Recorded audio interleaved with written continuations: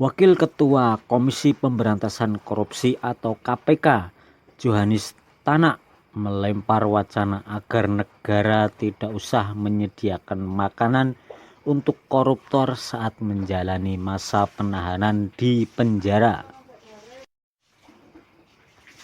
Menurut dia, akan lebih baik agar pemerintah menyediakan alat pertanian untuk koruptor bercocok tanam dan menikmati hasil dari kegiatan tersebut. Hal itu disampaikan Johannes merespon pernyataan Presiden Prabowo Subianto yang ingin membangun penjara khusus koruptor di pulau terpencil. Johannes sependapat dengan keinginan Prabowo tersebut. Pemerintah tidak perlu menyediakan makanan untuk mereka. Cukup sediakan alat pertanian supaya mereka berkebun, bercocok tanam di ladang atau di sawah untuk memenuhi kebutuhan hidup mereka sendiri yang berasal dari hasil keringat mereka sendiri, ujar Johannes melalui pesan tertulis.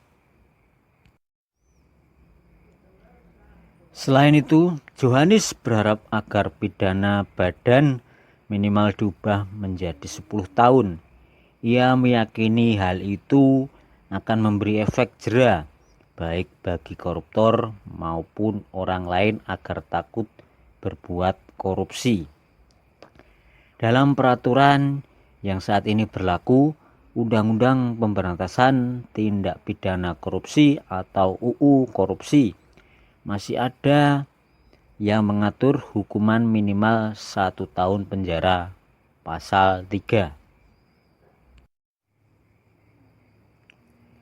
Hukuman pelaku tindak pidana korupsi diperberat dengan hukuman badan minimal 10 tahun hingga hukuman seumur hidup.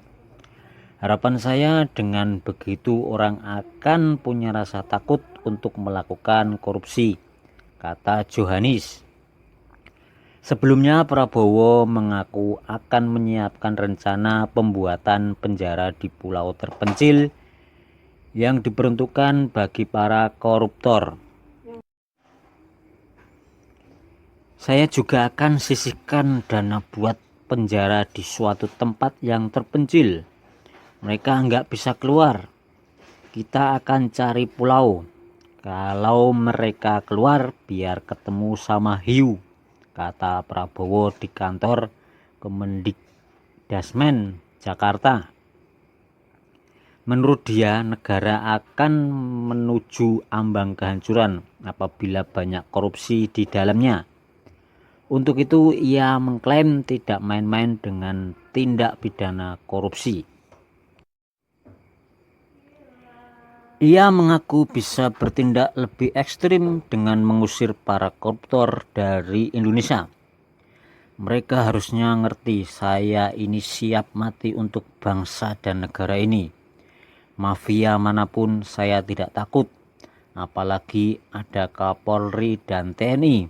Apalagi ada guru-guru akan membantu saya, ucap Prabowo yang juga Ketua Umum Partai Gerindra. Koruptor-koruptor itulah yang buat guru susah, dokter perawat, petani susah. Kita akan usir mereka dari bumi Indonesia kalau perlu, pungkasnya.